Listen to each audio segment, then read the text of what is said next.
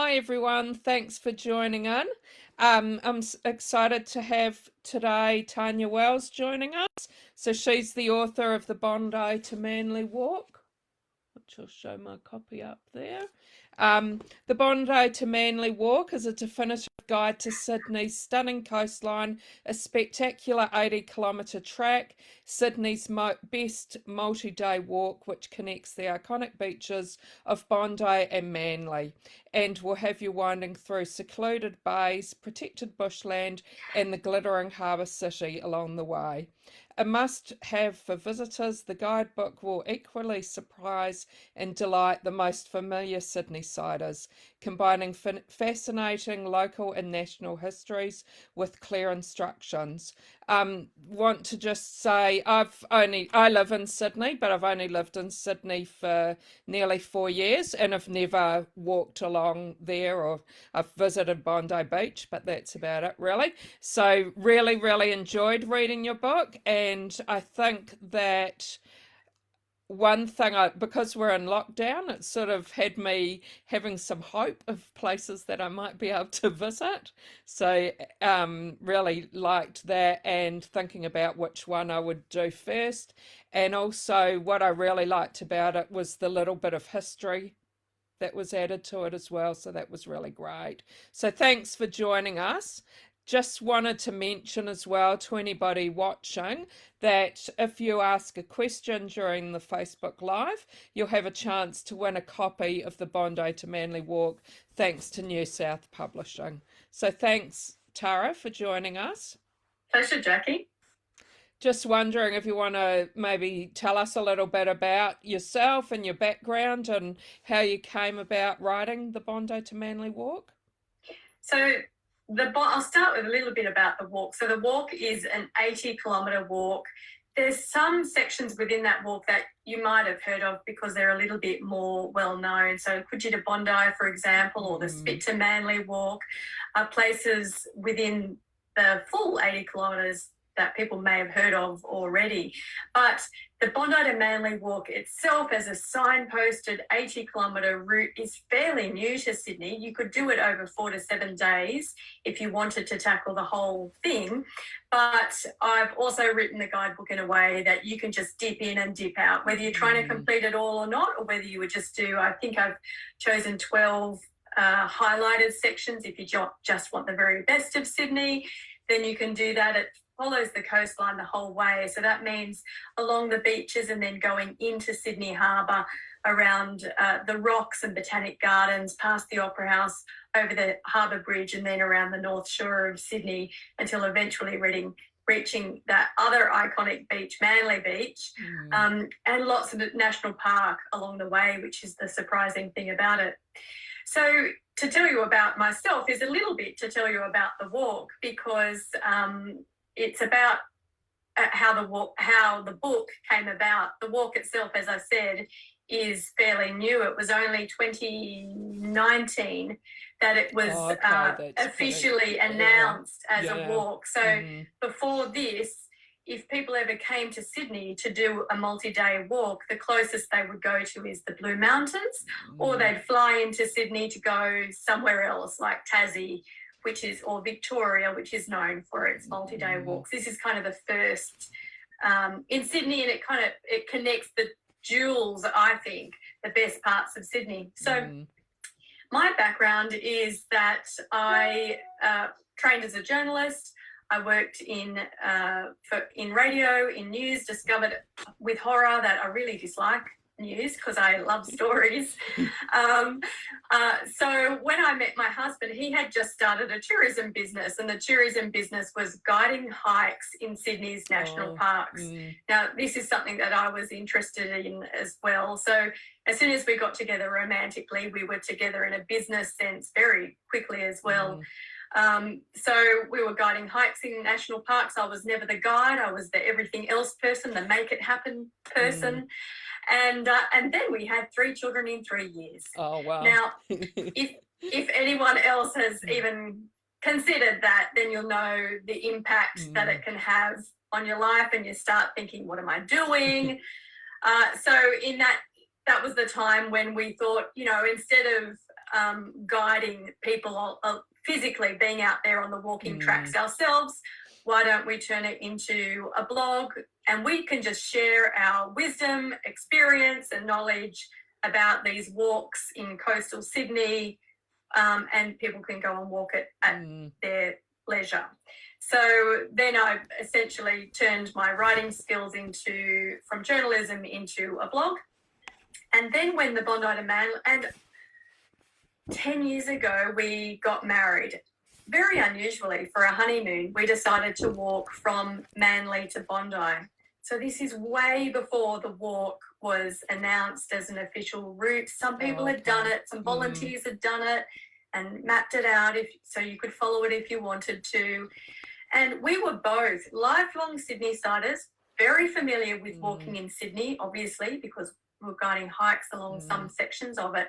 But still, when we did this walk as the full lot, the full 80K, we were blown away, not only by the amazing harbour scenery that you get, but kind of the sense of Sydney that you get that felt really different from any of my other experiences of Sydney. Kind of it all connected, it all made sense, and in a way that I'd never experienced before. So 10 years ago, the idea was planted.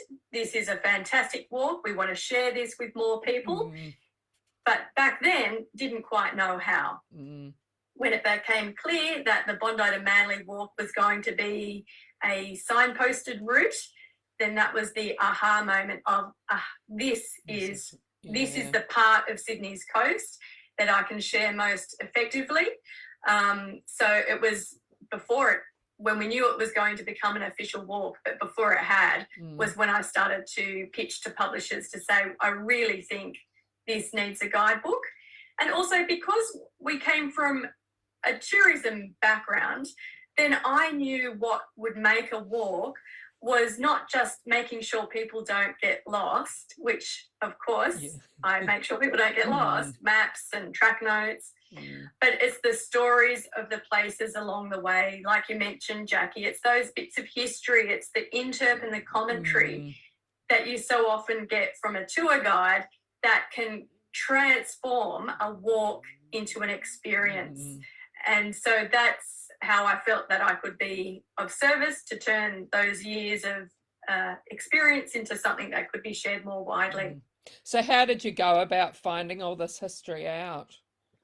So there were two parts of researching and writing the book. One was very literally walking and rewalking the track. So I'd done many sections before, I'd done many sections multiple times, but until I got the green light from the publisher, I hadn't walked every single kilometre and every single detour, because I wanted to be able to say, is that detour worth going down or just stick to the main track? So part of the research was literally walking and taking notes as I walked, and then that made sense because I've broken the walk down into stops. They were either stops that were physically a good place to stop or places that had a good story along the way and were worth pausing at. So then after I did the walk and came back to my desk, then there was a lot of, I knew the stops. I knew where I wanted people literally to stop walking and hear the story. And then it was desk-based research of getting the stories of the places along the way, but more like finding the common thread. Because it's a journey on foot, you want the stories that you hear along the way to feel a bit connected, as if there's a common thread running through these bush tracks and streets of Sydney that connect in some kind of narrative of the story of Sydney itself. And we've got a few people watching, which is great. Some people have said they've done parts of the walk, and some have said that it sounds like they've got a challenge now as soon as lockdown ends. Yes. Belinda's wondering what your favourite section of the walk is. The bit that's I would describe this as a semi-urban walk. So you do have a lot of streets, you have a lot of esplanade behind beaches, and built green spaces like parklands. But then you weave in and out of Sydney Harbour National Park. So when I say national park, you're probably thinking of just a space, a national park. But Sydney Harbour National Park is very unique in that it's pockets of protected bushland scattered throughout Sydney.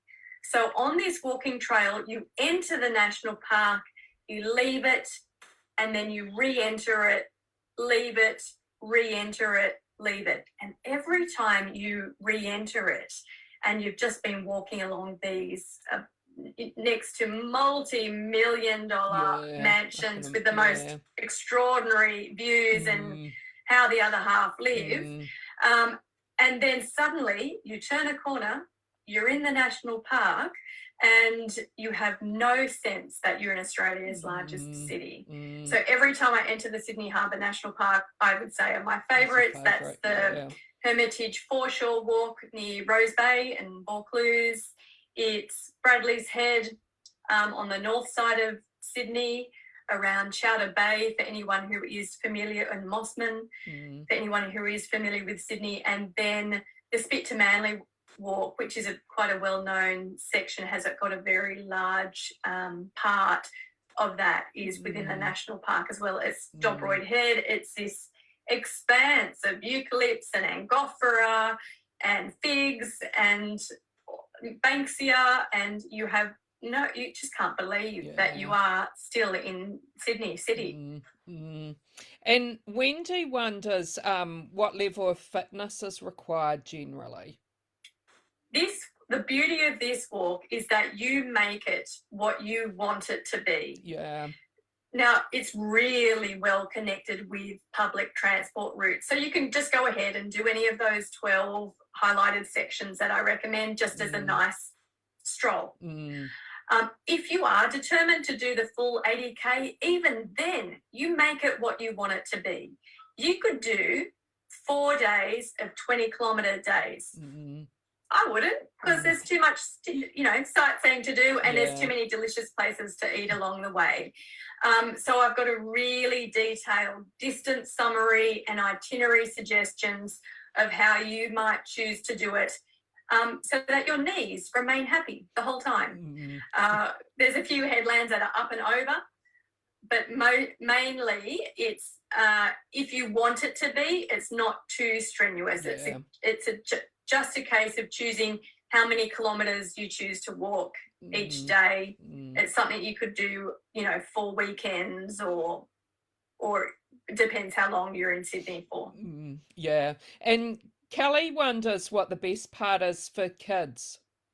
So this is the question I'm getting asked the most. So, and I've got a lot to say because I've got 3 little ones, and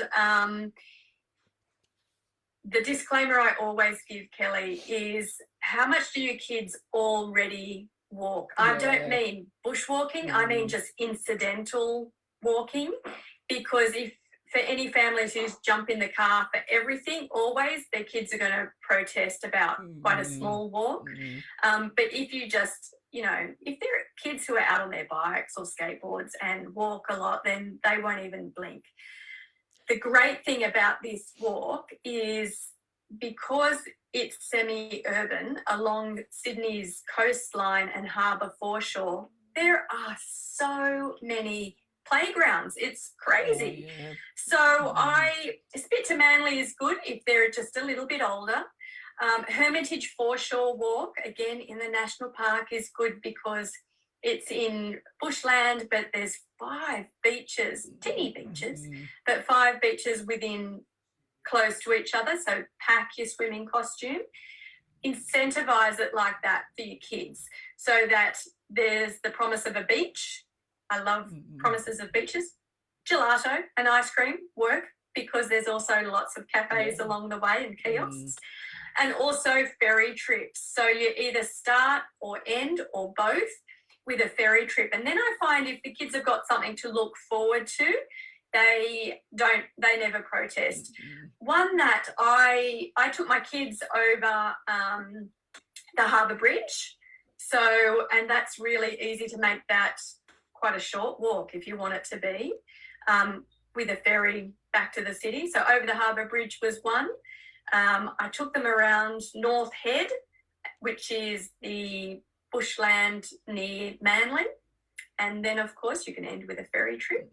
But a really secret one that I wasn't aware of was start at Circular Quay, get the ferry across to Cremorne, and then it's even though it's in bush, it's like council parkland rather than national park. So you don't have that feeling of, oh, there's no track. Like, it's really easy to follow. And you just hug the foreshore the whole way around, start with a playground, and then end at Mossman Bay, end with a playground, end with an ice cream, end with the ferry trip back to Circular Quay. That was a winner for my younger children. Yeah. So have your children done most of the parts, or? They've done those bits that I've suggested, because when I walked to write the guidebook, I needed no children. I needed to concentrate. Exactly. So there was just, oh, what are we going to do? Oh, well, I just discovered there's this really cool section. Let's go do that. So yeah. And Helen says, can the walk be achieved in 2 days? I think that would be a bit of an effort. Would want to cherry pick the highlights. So no, because it is if you wanted to do the whole walk, it's 80 kilometres. And 40 kilometres a day is unreasonable. Just think, an Olympic marathon is, what's that, an Olympic marathon, 27? So you don't want to do more than an Olympic marathon. That's a lot. No, so the minimum I would do it in is 4 days. But you can absolutely cherry pick just the highlights. You could do, if you wanted to do it in a weekend and you're happy not to do every metre, then you would do day one of something on the south side of the harbour and day two something on the north side of the harbour. And then you've got a sense of the Bondi to Manly without having to do the full 80k. Yeah. And Belinda wonders, would you consider continuing the book to include walking the rest of the northern beaches? Oh, yes, Belinda. In fact, 10 years ago, we were like, wow, this Manly to Bondi is so amazing. But the idea was going from Palm Beach at the very northern tip of Sydney down to Royal National Park at the very southern tip. So I would still love to do that, Belinda. There's so much to explore on the northern beaches, but this is the beginning. And have you got anything else in the pipeline at the moment? I have started talking to the publisher. The amazing thing, let's look for the silver lining in COVID, and that is everyone has discovered outdoors and nature and walking. And the government of New South Wales has finally realised, oh, this is quite popular. People like this. Maybe we should do more of these connected walking tracks. Often they already exist, but they're not signposted, and sometimes the foreshore is still in private land or needs to be regenerated from old industrial usage, which is now not there anymore. So there's more and more walking tracks either that have been announced or will be announced, of all, not just the beach side, the ocean side of Sydney, but also up the harbour, up the Parramatta River, and there's a few in there that are interesting. So yes, talking to the publisher about how we can continue these passions of Sydney's walking trails, that tracks that also include history and stories of the places along the way. Yeah, sounds great. And I'm just, this was the first book you'd written, is that right?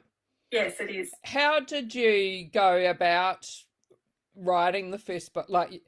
Did you do any courses first or get advice from people first before you started? Or no, I have my formal qualifications are a Bachelor of Arts in Communication and then a Master of Arts in Journalism. You don't need those to write a book, though. So I knew, because of journalism, I knew about research and how to tell a story from research. I don't think you need formal quals to do that. You need practice. Whatever life experience you have, that has led you to that level of practice. But then publishing is its own industry with its own norms. So I just have spent, this is not the first book idea I've ever had, but it was the first one that came to fruition. So I have spent a long time learning about the publishing industry, learning about the behind the scenes of expectations, and even a pitch. Like, I needed to convince a publisher that if I wrote this book, that someone would buy it, and that I was uniquely qualified to tell the story. And how long did that process take to actually find someone who was happy to take that on? And I was lucky in that the process of finding the right publisher didn't take long, but it was 2 years, nearly to the day, from sending the pitch to a publisher to the book being on shelves. This funny thing called COVID happened in the middle of it. So I had the publisher said, yes, we're going to do it. The whole New South had just decided, yes, we're going to take this book on board. We'll send you the contract next week. And then guess what happened next week? Lockdown. The first lockdown happened. So, and at that point, nobody knew the effect of lockdown on anything. Now we know people turn to books during lockdown and walking during lockdown, but at that point it wasn't known. So it was paused last year, 2020, last year, for some time while all of that was happening. And as soon as it looked like, and like, literally, there was a fence around Bondi Beach for a moment there. And so then once that started to look like there'd be some sort of normalcy return, then the publisher was able to say, yes, we really will go ahead with it this time. And what about promoting, though? How have you been able to promote the book without being able to go out anywhere? And because this is my first book, I don't have comparison. Comparison is the source of unhappiness. So I have no comparison, nothing to compare it to. So it's just been talking to people like you, but also trying to find the types of people who would want to read this. And I think the types of people are people who are walkers or have just recently discovered that they're walkers. It doesn't mean you're a hardcore bushwalker or tramper, because, as I said, you can break down this walk however you'd like it to be broken down. But it's also people who appreciate that level of storytelling, who want their walk to be turned into something more, an experience, something that they can remember and savor along the way, rather than just getting to the end as fast as possible. And Anne wonders if there's any great motels between each lot. I think you mentioned places to stay in your book. Am I recalling that correctly? So I'm going to use a phrase that's not used very often in Australia, but it is used frequently for overseas. It's in style hiking. So that's like the Camino or any of the cross UK walks in England, for example, in style hiking, where instead of staying at the same hotel every night and then going out for day walks, which you can do if you want to do that, you can literally walk to your next night's accommodation. If that's what you want to do, stay the night and then continue walking from there. So I've given lots of accommodation options for no matter what style. Again, no matter what price range, there's enough. At the low end, there's hostels, there's backpacker places to stay. I give tips about if you're trying to save money and need that low end of the budget spectrum. And then it goes, it's Sydney, it's a big city. So it goes all the way up to really high-end luxe. So you might choose your favourite location, you might choose the place that fits your budget the most, or you can do in style hiking, where you stay at a new accommodation place each night. The one tip I'll give there is right now there's no luggage transfers, so you would have to carry your pack, but I do give tips about how you can make sure you're only carrying a day pack rather than a big bag. And also the other thing I was going to mention is there's lots of food places that are mentioned in your book as well to stop at, which is great. I had to research that very thoroughly. So I was very glad I was doing so much walking because like patisseries and I mention the ice cream? And then there's lots of, because you're next to the water all the time, there's cafes that are over water that you and like one time I ate a very average dry piece of toast in the hotel and then started my next day's walk and discovered this amazing overwater cafe and I thought, why didn't I stop here? Oh, I have to stop here for research purposes.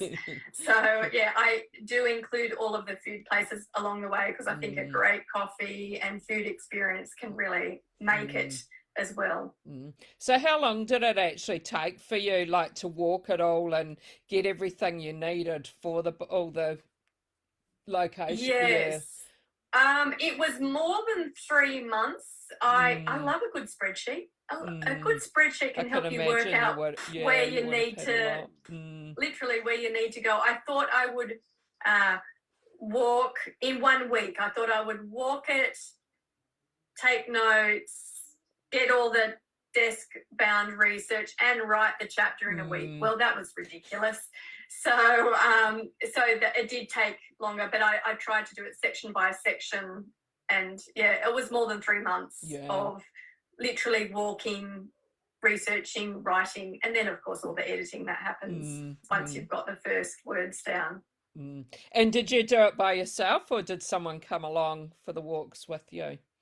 There was only, so even those times when I took my kids, they went over the Harbour Bridge with the grandparents and then we said, see you later, kids, and kept going. And did some more, so I let my husband come for 1 day and I let a friend come for 1 other day. Yeah. But I had to choose them based on, they were completely fine with me walking 5 meters, stopping, taking notes.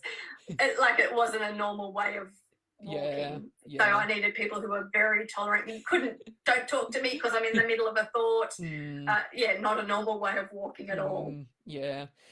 Wendy says she loves the idea of savouring the whole experience, and your book sounds like you could really plan a wonderful experience. Yes, so again, that's when you want to, thank you, Wendy, that's when you want to think about how many kilometres do you really want to do in a day, because you can do more, but do you want to do more? Because you might want to get to your accommodation, because again, this is Australia's biggest city. There's so much to eat, see and do beyond the walk itself. So do you want to get in early afternoon, have a bit of a shower, refresh, and then, pre-dinner drinks, looking over the harbour. And I would build in, you literally walk past theatres, not just the Sydney Opera House and Walsh Bay Theatre Precinct, but there's even local theatres like the Ensemble Theatre over at Kirribilli that you might think, well, I'm going to make this a holiday where I'm going to go to, a fine dining place one night, or the theatre one night as a special occasion, or I might go for a stand-up paddleboard or a kayak or something like that. And I would also, if you're turning it more into a walking holiday, allow time to enjoy being on a boat once you've finished the walk. So that could just be the ferry back from Manly, because you're suddenly on that ferry and everywhere you see from the ferry you have walked, and that's an extraordinary feeling. Or you can do something more, make that longer with a sightseeing cruise, something like that. But you can certainly make it a longer holiday, or you can just pump out the caves. Doesn't matter, that's your choice. And talking about extra things to do, and that Belinda's mentioned Cockatoo Island as well. So Cockatoo Island I haven't actually included just because of where this is in Sydney Harbour. You don't go up west of the Harbour Bridge, up the harbour. Yeah. But you certainly can. You would just come back to Circular Quay from wherever you are on the Bondi to Manly Walk and then get the ferry up to Cockatoo Island. But that is certainly, it would be complementary to the experience that you're having. Yeah. And I'm wondering what you like to read yourself, if maybe you've got anything you can recommend to us. So I read across genres and across age groups. It's very normal for me to be reading a fiction book at the same time as non-fiction. I try to keep it that I'm only reading 2 different books at the same time, but sometimes it gets out of control. But I did think, if you're here because you're interested in the Bondi to Manly Walk, I won't tell you about everything ever. I'll just tell you about, nature-based or Sydney-based walks that would be complementary. So I am really enjoying The Man Who Climbs Trees. It's by James Aldred. It's a memoir of a guy who climbs trees for a living. Okay. So he is a camera person for, like David Attenborough documentaries, and any shot they ever have to get up a tree, that's his job.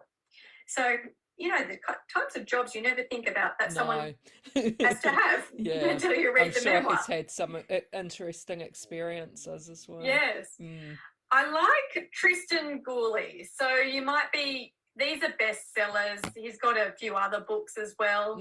But this one, The Lost Art of Reading Nature's Science. The only frustration I have, of course, is his English, and he talks about the English countryside. Oh, yeah. And I am just waiting for the Australian Tristan Gooley to emerge so I can read that book. But until then, this is fascinating, and some of it applies to us. You just have to swap the hemispheres over. I'm really enjoying this. David George Haskell. He is better known for The Song of Trees, which is on my to-be-read list, but this is the one I'm reading now. You can see from the picture, he's a biologist, and he spent 1 year of his life looking at a 1 meter squared patch of forest in the US, so old growth forest in Tennessee, and then all the what he observed in that time. And he can take the minutest observation and turn it into a bigger story. So it is non-fiction. I have I'm not a biologist, but he's able to, he writes quite lyrically. So it's really, I felt like I was learning things, but also it wasn't going over my head. So that was good. I have another one that I used to research the Bondi to Manly Walk, but I don't have it here. It's called Hidden in Plain View. It's by Paul Irish, and it brings to the forefront a lot of the Aboriginal history of Sydney, which is often in history books in the background, but he puts it front and centre. And as someone who grew up in Sydney and went through the New South Wales education system of a certain time in, many years ago, there was so much of it that there was a bit of outrage of why do I not know this? Why don't I know this? So that was a good one to read. And also, can you tell I like the coast? So Sydney's beaches are history. That one's good too, by Caroline Ford. And so that's to do with the Bondi to Manly, but isn't this good? Has anyone read this one? Oh, I haven't seen, no. Lincoln in the Bardo. It won the Booker Prize in 2017. I'm just getting around to reading it. It's by George Saunders.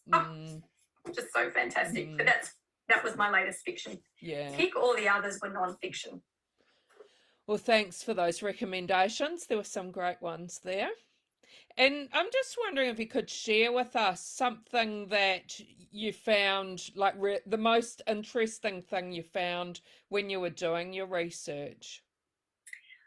There were quite a few stories that I wasn't aware of. Yeah. So there's Benelong, who was an Aboriginal man who was kidnapped by, the early colonialists, because there's no better way to make really good relations between Europeans and Aboriginal people than by kidnapping someone against their will.